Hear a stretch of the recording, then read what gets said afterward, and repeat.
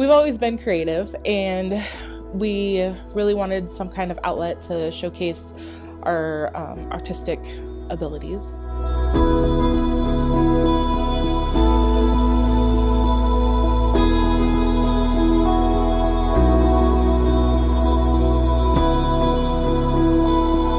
So Pete really started with the abstract paintings and sculptures and really doing things like that, like on the large scale.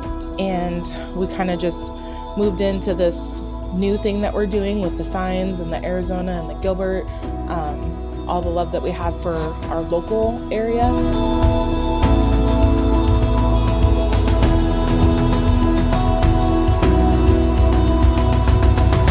I'm Angela. I'm Pete. And we are Andyvine Market.